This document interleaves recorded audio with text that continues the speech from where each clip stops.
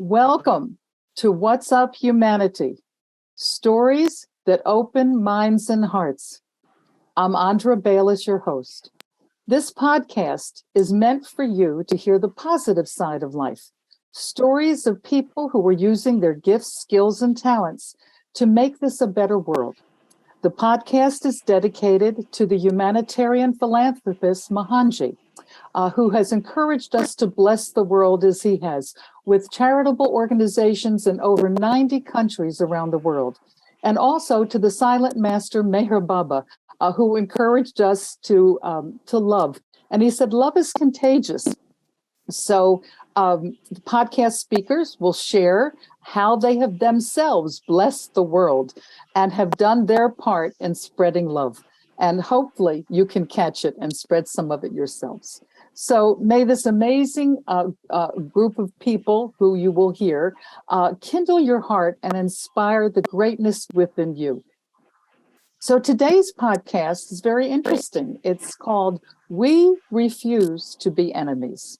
We welcome two unlikely co-authors, a female writer who is a blogger and speaker on the American Muslim experience, and a male journalist who served for decades as a reporter and commentator for American, Jewish, and Israeli publications.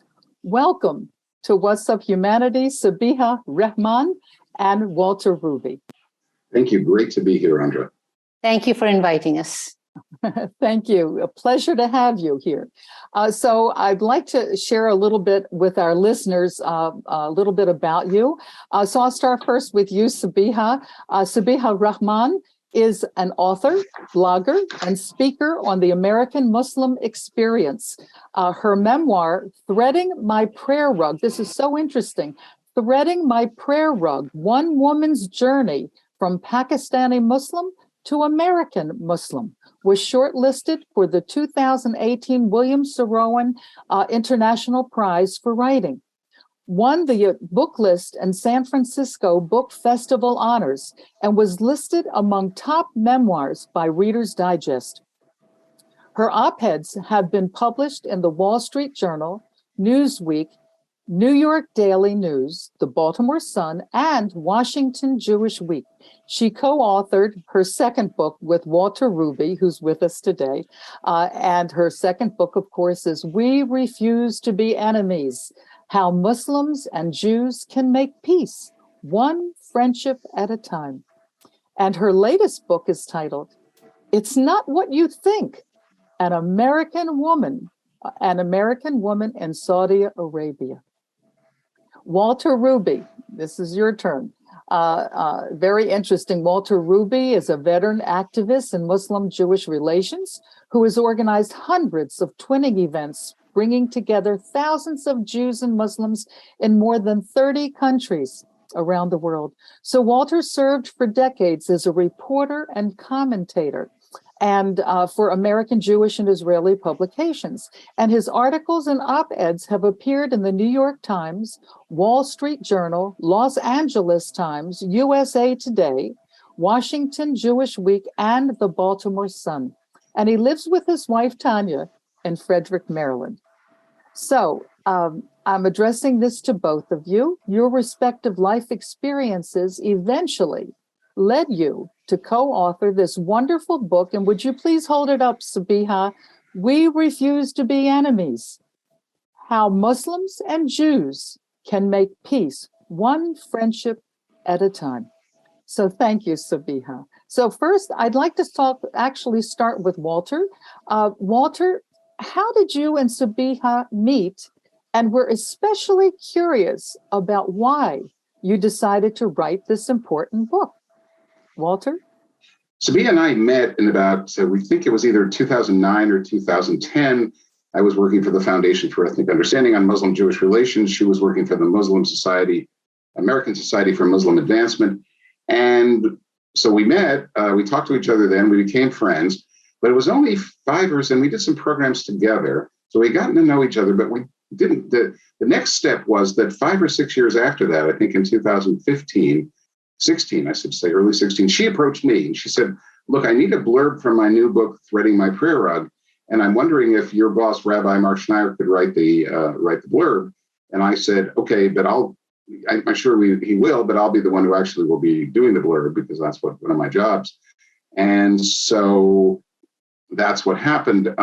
So when I sat down to actually read her book, I was blown away by it. I was surprised by how much I thought it was a great book, kind of candid, thoughtful, and uplifting account of the immigrant experience and the upbuilding of the American Muslim community.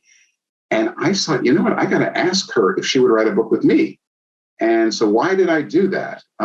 First of all, I thought, as I said, it was a great book, but I had been looking for a Muslim co-author because I wanted to write a book about the success of our Muslim Jewish movement in America that not enough people knew about and still don't know about for that matter.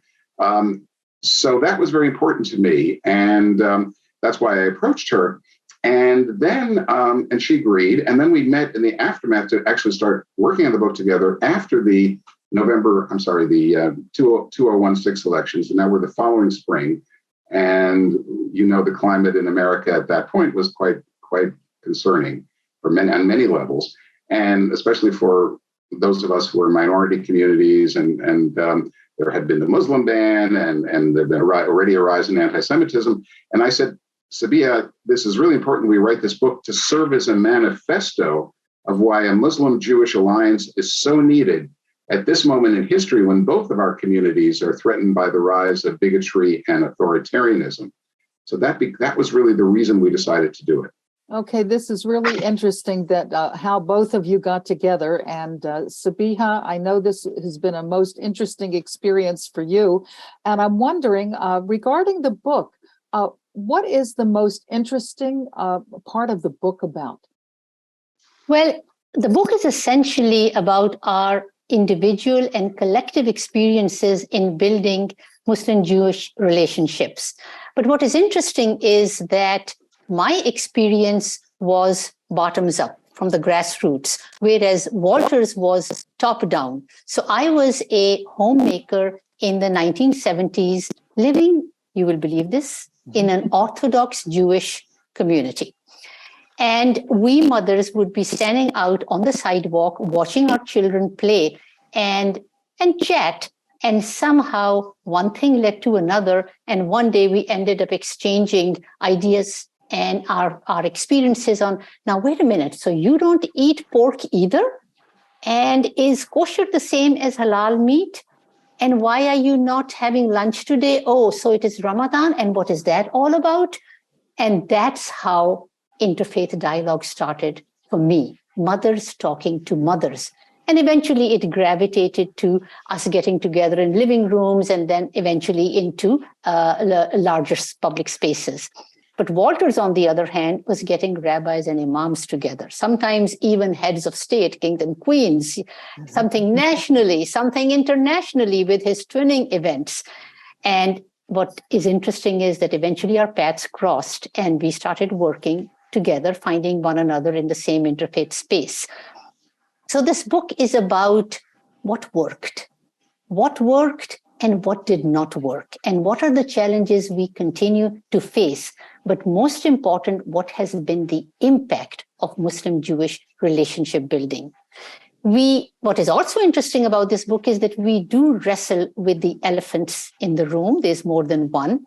And then we wrap it up by sharing our vision for reconciliation. This is so important, and I really appreciate the fact that this book offers not only all the positive, but when you say what works and what doesn't work, people need to hear this. They need to hear the reality, what's really happening on the ground, and of course, what doesn't work, and then how you resolve it. So I'm looking forward to having people tell me more about the book and they're reading it.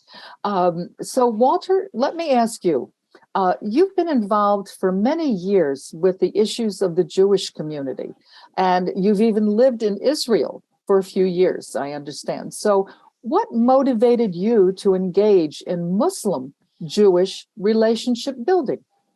So it goes back to those times in Israel, which was when I was in my late 20s. I was living in Haifa, and I began working as a journalist for the Jerusalem Post. And part of my beat was the whole Galilee, which included a lot of the Israeli Arab community And so I went to many of those towns and villages. And for me, that was a transformative experience in many ways. First of all, to really come face to face with the systemic discrimination that the Arab Israelis, both Muslims and Christians, were suffering. And then to have these really heartfelt conversations, which started out as interviews, but went well beyond that, where I think that the power of what was going on was that the people that I was meeting in those villages were moved genuinely that a Jew would actually come and hear their side of the picture, which I guess happened very rarely. And so there was a real opening up to each other. And then they would invite me to stay for dinner. And it was very, very moving for me personally. And it was the first time that I felt the transformative power of personal encounters, what that can do when you have a stereotype of the other, and then you go and you meet them and you meet individuals and you see their similarities to you and their sheer humanity. You get to know them. So it was very powerful. But I have to also say that many people in my own community, in the Jewish community in Israel, including some of my relatives and friends, were skeptical, I should say, of what I was doing. And they were the message they gave me was that, Walter, you're a nice guy, but you're naive. You're a naive American. You come here, you've been here for a year, and you're already telling us, like, here's how we need to talk to the Arabs. Listen, we've lived here all our lives. We know where they're coming from. They want to destroy the state of Israel. And so that's what I heard. And I had to take that seriously because they were right. I was a newbie.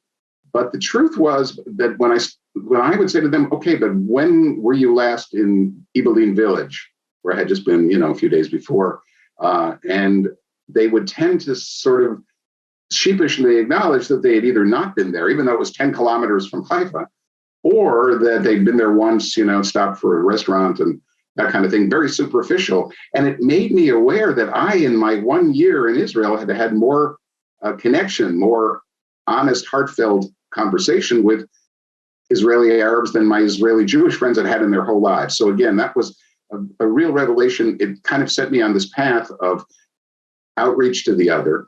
And I spent, another 20, 25 years working as a journalist. And then in the 2000s, here in the States, living back in the States at that point, when we saw the collapse of the Oslo peace process in Israel-Palestine, it became, I said, well, let me try to work now in Muslim-Jewish relations here in America, because we don't want to import the fear and the hatred that we have over there to our relationships here in Virginia or New York or wherever it was. And that became my cause at that point and has been ever since. Walter, this is very interesting to hear how this actually originated. The impetus for your work with Muslim-Jewish relations actually started in Israel. But what is really beautiful about that, and I guess it's a message to all of us, is the importance of personal contact and cultivating personal relationships. So thank you for sharing that. Appreciate it. Sabeeha, this is a question for you. What principles do you feel bring Muslims and Jews together? So I'm glad you asked. Walter and I believe that there are 4 basic principles that are common to our faith. The first is, if you save one life, you save the world. And if you take away one life, it is as if you have taken away all of humanity. This is in the Talmud, and this commandment is in the Quran. And what is interesting is that neither one of us knew that it was in the others' scriptures as well. The second one that unites us is welcome the stranger. This command is both in the Torah as well as in the Quran. And in the book, we talk about our mothers, both of whom were refugees and both of whom found a haven in their new land where they were welcomed as strangers. The third one is Tikkun Olam and Islah. Tikkun Olam in the Jewish faith is repairing the world. Islah in the Muslim faith is reforming the world, both having the same outcome. And we applied this principle to projects which brought Muslims and Jews together, working to repair our world here right at home. The fourth one is standing up for each other. And we have seen how both communities have applied this principle when the travel ban was imposed in the former administration, when the Tree of Life synagogue massacre took place, both communities stood up for each other and have continued to do so. So we raise that in our book as principles that bring us together and that we should keep invoking those principles.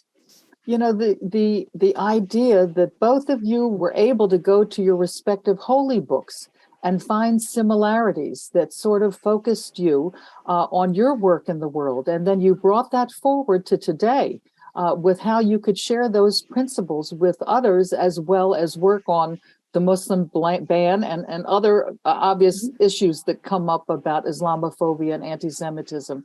So this work was very, very important and given added importance because it becomes a holy impetus that both of you were using. I'd like to address this next question to Walter, if I might.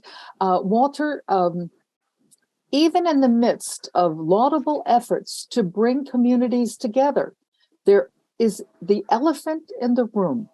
So Walter, how have you and Sabeeha dealt with this elephant in the room?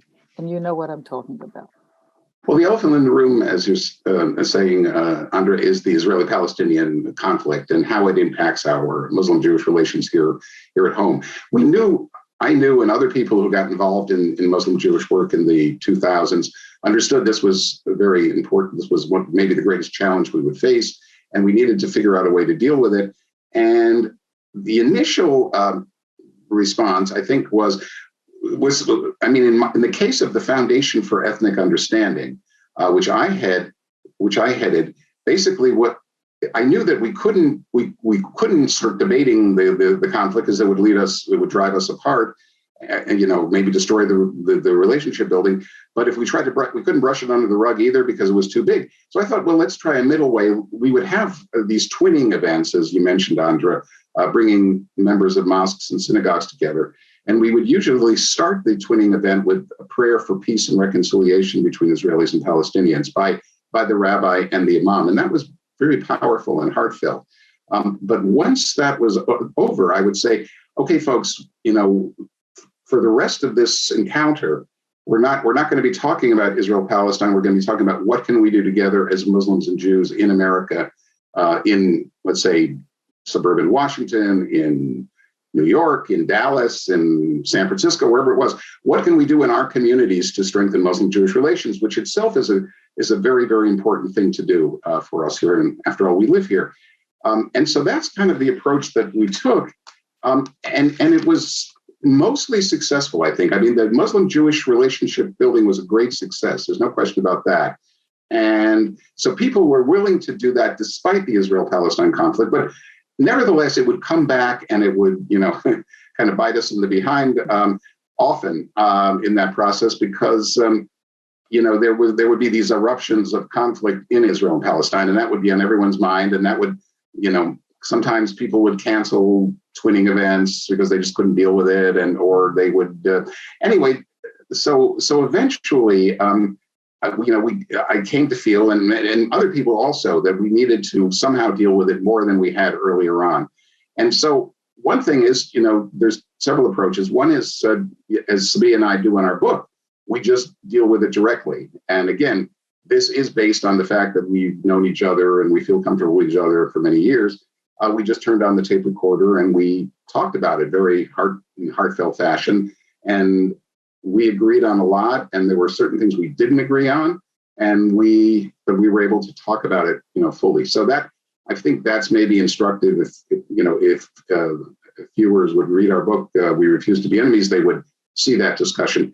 But beyond that, in terms of group dynamics, one thing that I've come to feel is very, very important, that is, if you have a Muslim-Jewish relationship, a twinning relationship, an organization, it's very important that in addition to working here in the States, we need to engage Israel-Palestine together in a positive way. And one way to do that is to support one or more of the NGOs over there that are working to build bridges while improving conditions, especially in Palestine. And that's a very, very important thing. And, sometimes it's saving lives. For example, Project Rosanna, which I'm very much involved with, is an organization that builds bridges through healthcare. and has all these really amazing programs, on the ground programs, like bringing Israeli and Palestinian drivers to bring sick Palestinian children from the West Bank to hospitals in Israel, children who have cancer, who would not survive if they were not brought physically by those volunteers, because the parents can't afford to pay the cost of the transportation, especially if they have to go back and forth. So that's just one example. But doing that kind of thing, it's a way of saying, okay, let's engage it together. We can't necessarily solve all the political issues, but what we can do is help to build those bridges. And that will strengthen both the relationships between Israelis and Palestinians over there, but also our relationships here. The fact that we're doing this together, we have skin in the game, and instead of either arguing about it or brushing it under the rug, we're dealing with it in a positive way. One of the themes that I hear you talking about, and I also hear Sabeeha talk about, rests upon the word compassion. And when you begin having personal contact, Sabeeha with Sisterhood of Salam Shalom with her sisters, and you with the different organizations you're part of, Jews and Muslims and allies acting together, there is that thread of compassion that you begin seeing through the perspective of the other. And that's when you really have a little bit more understanding about these issues, and you can talk about them in a civil way. Sabeeha, I'd like to address this other question to you, please. So much you have experienced in life, and you've learned a lot of lessons along the way. So would you please share some of the lessons that you've learned? Yes. So Walter and I have come up with an 8-point list of lessons learned and our vision for the future. The first being that we are Americans first. We live here, not there. And whereas the Israeli-Palestinian issue matters deeply to us, we need to come together here in the United States so that we can preserve democracy and pluralism. The second is that we need to speak out and stay engaged together, both at home and abroad. Third, Muslims and Jews should support the work of NGOs in Israel, Palestine, working to improve the conditions on the ground and saving lives, which Walter just alluded to with his Project Rosanna. Number 4, allow others to speak out, even if we do not agree with them. 5, do not allow the Israel-Palestine issue to be weaponized in ways that drives our communities apart. Number 6, let's not denigrate or demonize people on either side. Number 7, Muslims should engage with mainstream American Jews who consider themselves Zionists rather than allying themselves with fringe groups. And likewise, American Jews should engage with Muslims like Taleb, Umar, and Sarsour, with whom they disagree on the Middle East issue, but with whom they agree on many causes that are important to improving lives here in the United States. And finally, number 8, let's be cautious about labeling one another as anti-Semitism or Islamophobia. We understand that these are sensitive issues, but criticizing Israel's policies is just that. It is a criticism of the leaders and their policies, and not a criticism of all Jews. And similarly, if a criticism of Muslim leaders is just that, we do need to be sensitive about the sensitivities of one another so that our comments are not misconstrued as being either Islamophobic or anti-Semitic, particularly if they were not meant to be as such. So that, in a nutshell, is what we see going forward based on, these particular lessons that we have learned. It's interesting, Sabeeha, when I listen to you and listen to these 8 principles that you and Walter have actually devised, you could substitute any other country, any other group of people who might be opposed to one another's viewpoints and concerned about what's happening in each other's countries. And I think that these can be applied universally. very, very important, and I would encourage you to maybe highlight those and maybe share them with so many other groups that need to practice that in their work in the world to bring their communities together. And I especially appreciate the concept of carrying the Tikkun Olam and Isla forward in terms of service. And it seems like everybody can rally around the concept of service, which is really important information for you to get across to people. So I have a question because honestly, Walter, you've had many, many years of experience. Sabeeha, you've had many years of experience. Given your vast experiences in the world in so many different ways, being journalists, writing books, traveling the world, what words of wisdom would you like to share, especially with the young people today who are tuning in? To inspire them, and possibly even enhance their future lives. That's really important for them to hear these words. So, Walter, I'll give you a chance to start, and then Sabeeha, I'll have you end with that. Well, Andra, I would just say that the work that I've done over the years, over the decades, has constantly confirmed me in the incredible importance of the power of personal encounters, the transformative power of personal encounters.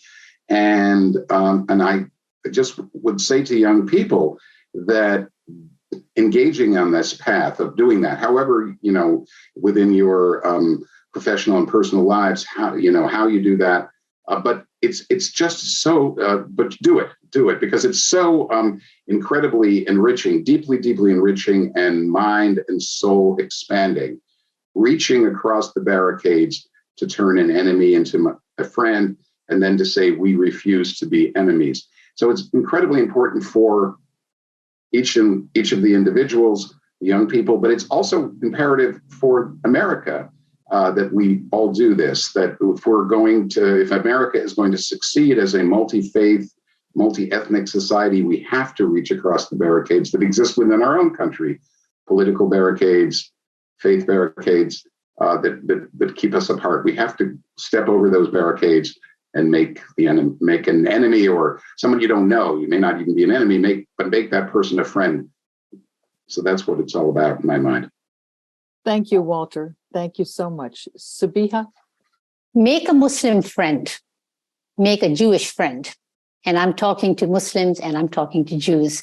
It is not enough that we are meeting one another in public places and listening to our leaders talk to us. We need to get past that formal setting and hang out with one another. Invite me into your living rooms. I'll invite you into mine. Let's sit around our kitchen table and just chat about us, not about our faith. We yes, initially, but let's just talk about one another. Go for a walk in the park, meet up for coffee, go see a movie, chat afterwards, so that we can put the face to the faith and get to know one another as person to person, as friends, so that we can move from being just allies and advocates to being one another's friends. Call one another when the other is sick. How's your baby? How's your child doing? How's your first grandchild doing? Sorry to hear that you got COVID. Is there any food I can have delivered to your home? Things like that. And that is what helps bring people together. And you get to a point where you stop seeing one another as he's a Jew, I'm a Muslim, or the other way around. You end up saying, she's a friend, he's a friend. Oh, how beautiful, Sabeeha. That's amazing. You're really saying that we are all sisters and brothers and in the family of humanity. And that's what we really think, that we are a family. We all have aches and pains and problems, and we have joys, and we want to share all of that together as family members would. So I'd like to thank you so much, Sabeeha and Walter, being with us today and especially sharing the wisdom of how you could come together. You shared highlights of this wonderful book. Again, We Refuse to Be Enemies. Please hold it up, Sabeeha. We Refuse to Be Enemies, How Muslims and Jews Can Make Peace, One Friendship at a Time. Thank you. So obviously, it was written with great passion for what each of you has suffered, and it provides a journey for your rising above the differences and distinctions that can divide communities. And you shared with the world your resolve and your refusal to be enemies. Thank you so, so much. I know that a lot of people, having heard you today, would like to purchase your book. So if people would like to purchase this book, they can go to a bookstore near them. I'm sure it's there. On Amazon, there's a hardcover. Of course, Amazon Kindle, you can get the book there. Other places I'm going to list on the credits that's going to follow this interview. But for my audio podcast listeners, IndieBound, bookshop.org, Barnes & Noble, Books A Million, Target.com, Walmart.com, Simon & Schuster. And I know that people really would like to contact you even after this interview, maybe find out more about you, maybe ask your advice and consult with both of you. So for those who would like to contact Sabeeha Rehman, you may reach her through her website at sabeeharehman.com, S like son, A, B for boy, E, E, H, A, R, E, H, M for mother, A, N for no.com, sabeeharehman.com. And also her Facebook, facebook.com, Sabeeha, Sabeeha .author/.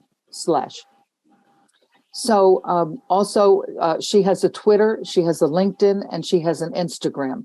And again, I'll post that on the credits that follow. And for those who wish to contact Walter Ruby, you may reach him on Walter's blog by walterruby.blogspot.com. And it's called, and I love this name, Keeping Hope Alive. And of course, he's a wonderful writer and writes on so many different issues. Also, Walter has a Facebook. So it would be facebook.com/walter.ruby2. And Ruby is RUBY 2.